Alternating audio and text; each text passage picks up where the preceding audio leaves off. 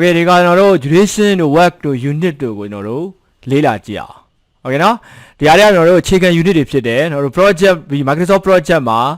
ဒီ project နဲ့ပတ်သက်တဲ့ information တွေစပြီးထည့်ဖို့ဆိုရင်ဒီအကြောင်းအရာတွေကိုကျွန်တော်တို့ကသိထားဖို့လိုအပ်တယ်ဒါဆိုကျွန်တော်တို့ duration ပေါ့နော် duration ကိုတော့ကြည့်ကြအောင်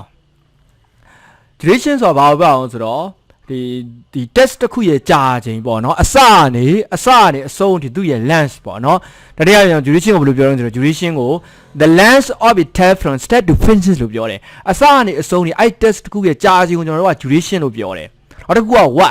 work ကကြတော့သူကအလုပ်ချိန်ပေါ့နော် passing hour လူတယောက်ရဲ့အလုပ်ချိန်ဒီ test တစ်ခုကိုပြီးဖို့အတွက်နိုင်ဘယ်လောက်အသုံးပြုမလဲပေါ့အဲ့ဒါကိုကျွန်တော် work ကိုပြောတယ် work ကိုဘယ်လိုခေါ်လဲဆိုတော့ passing hours to complete the task လို့ပြောတယ်နောက်တစ်ခုက unit ကိုကျွန်တော်တို့က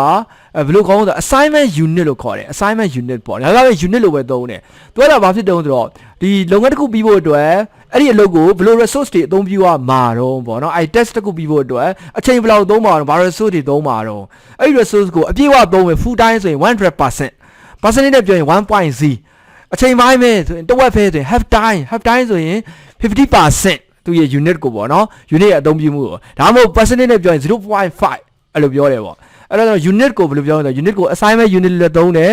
unit လည်းသုံးတယ်သူကတော့ percentage of assigned resource available time dedicated to the task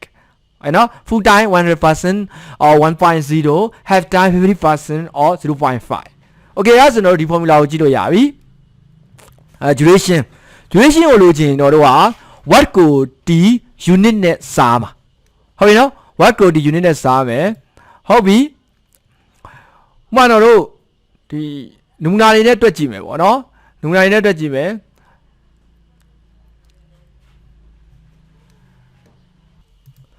โอเคတော့နမူနာတွေနဲ့တွက်ကြည့်မယ်သူက formula က duration ကိုလိုချင် what ကိုဒီ unit နဲ့စားမှာပေါ့နော်အဲ့တော့ကျွန်တော်တို့က what ကို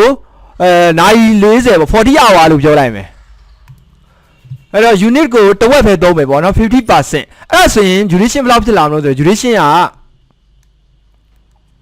80 hour ဖြစ်လာလိမ့်မယ်ဟုတ်ပြီနော် duration 80 hour ဖြစ်လာလိမ့်မယ်ဆိုလိုတာကဒီ work ဒီ test တစ်ခုပြီးဖို့အတွက် work hour 40 unit ရှိတယ်ဒါပေမဲ့အဲ့ဒီမှာသုံးမဲ့ unit ကအပြည့်မသုံးဘူးတစ်ဝက်ပဲသုံးမယ်50% နဲ့သုံးမယ်ဆိုရင်သူ့ရဲ့ duration ကဘယ်လောက်ဖြစ်လဲ80 hour ဆိုတရက်ကိုအလုပ်လုပ်ချင်8နာရီနဲ့တွက်လိုက်မယ်ပေါ့နော်8နာရီတွက်လိုက်မယ်ဆိုတာဒီရက်အနေနဲ့ပြောမယ်10ရက်အလုပ်လုပ်ရမယ် duration က10ရက်ကြာတယ်လို့ကျွန်တော်တို့ကသတ်မှတ်လို့ရတယ်ဟုတ်ပြီနော်အဲ့တော့ပြောင်းပြန်လည်ပြီးတော့တွက်ကြည့်မယ်ပြောင်းပြန်လည်ပြီးတော့တွက်ကြည့်ရင် what ကိုလိုချင်ကြတာဘာလို့ဆိုတော့ duration ကိုဒီ unit နဲ့မျှောက်မှာပေါ့ duration နဲ့ unit နဲ့မျှောက်မှာအဲ့တော့ duration က file လေးထားလိုက်မယ်ဟုတ်ရဲ့နော် file လေးထားလိုက်မယ် unit က40% အဲ့ဒီကိုမျှောက်လိုက်ရင်2ထွက်လာမယ်ဒီမှာ duration မှာက day unit လောက်ခဲ့တဲ့အတွက် work မှာလည်း day unit ထွက်လာတယ်တနည်းအားဖြင့်ပြောရရင်အလုပ်လုပ်ချင်တဲ့8နာရီနဲ့ဆိုတာ16နာရီလောက်မှာပေါ့နော်ဒီမှာလည်းဟို duration ကို day နဲ့မတော်ခဲ့တဲ့ hour နဲ့တွက်ခဲ့မယ်ဆိုရင် work မှာလည်း hour နဲ့လာပြလိုက်မယ်ဟုတ်ပြီနော်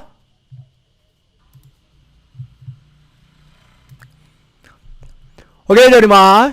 unit ကိုလိုချင်ကြတော့ formula ကိုပြန်ပြောင်းပြန်လဲ what ကိုဒီ duration နဲ့စားရမှာဟုတ်ပြီနော်အဲ့တော့ working hour ကျွန်တော်တို့က40 hour လို့ထားလိုက်မယ် duration ကိုလည်း hour နဲ့ပဲထားလိုက်မယ်160 hour တို့ကိုစားလိုက်ရင်ဒီမှာရလာမယ် 0.25 ပေါ့နော် 0.25 ထွက်လာမယ်အဲ့ဒါဒီသူ့ကိုအသုံးပြုရမယ် unit ပမာဏပေါ့ percentage နဲ့ပြောရင်တော့ 25% ပေါ့โอเคဆိုရင် Microsoft project ကဒီ test value တွေကိုဘယ်လို calculate လုပ်တာတော့ဆိုတော့ကျွန်တော်တို့လေ့လာကြည့်အောင်နော်โอเคအဲ့မှာ project ကပထမဆုံးဘာကိုတွက်တုံးဆိုတော့ပထမဆုံး duration ကိုအရင်တွက်တယ်ဒုတိယအနေနဲ့ what ကိုတွက်တယ်โอเคနော်အဲ့ပြီးတော့တခြားနှစ်ခုကိုဖြစ်လိုက်တယ်ကျန်တဲ့ဒီဘောတွေက duration ရဲ့ what ကိုထည့်ပေးလိုက်ရင်unit ကိုတွက်ပေးတယ်ပေါ့နော်โอเคဒီသူ့ရဲ့ကိုကျွန်တော်တို့တွက်ချက်မှုတော့ကြည့်ကြည့်အောင်ဒီမှာပေါ့နော်duration ကိုက what ကို input ထည့်လိုက်မယ် unit တွေကိုလည်းထည့်ပေးမယ်ဆိုရင် project ကနေပြီးတော့ duration ကိုတွက်ပေးတယ်โอเคတော့ what ထည့်ပေးတယ်ဒီ unit ကိုမထည့်ဘူး blank ထားလိုက်မယ်ဆိုရင်သူက 100% auto သုံးတယ် resource ရဲ့ maximum unit ပေါ့အများဆုံး unit 100% ကိုသုံးတယ် duration ကိုတော့project ကတွက်ပေးတယ်ပေါ့ duration ထည့်ပေးမယ် unit ထည့်ပေးမယ်ဆိုရင်ဘာတွက်ပေးတော့ဆိုတော့ project ကိုတွက်ပေးတယ် what ကိုတွက်ပေးတယ်ဟုတ်ပြီနော်အဲ့တော့ what ကိုတွက်ပေးတယ်အဲ့ duration ကိုထည့်မယ် unit ထည့်မယ်ဆိုရင် what ကို project က auto တွက်ပေးတယ် duration ထည့်မယ်ဟုတ်နော် duration ထည့်မယ်ဆိုရင် what ကို project ကတွက်ပေးတယ် unit ကို blank ထားခဲ့မယ်ဆိုရင် unit က blank ထားခဲ့တိုင်းမှာ 100% ကိုအသုံးပြုတယ် maximum unit ပေါ့ maximum resource unit ကိုအသုံးပြုတယ်ဟုတ်ပြီနော်အဲ့လိုမျိုးနဲ့ကျွန်တော်တို့ထည့်ပေးတဲ့ unit တွေကိုအနည်းဆုံးတော့သူကတစ်ခုတော့ထည့်ပေးရမှာပေါ့နော်အခုဒါဆိုရင်ကျွန်တော်တို့ဒီမှာ duration ကိုလည်းကိုက input ထည့်ပေးမယ် what ကိုလည်း input ထည့်ပေးမယ်ဆိုရင်project ကနေပဲ unit ကို automatic calculate တွက်ပေးလိုက်မှာပေါ့ခုနလိုမျိုးဟိုတန်းပြီးတော့ 100% တိုင်းမသုံးတော့ဟုတ်နော် 100% တိုင်းမသုံးတော့ okay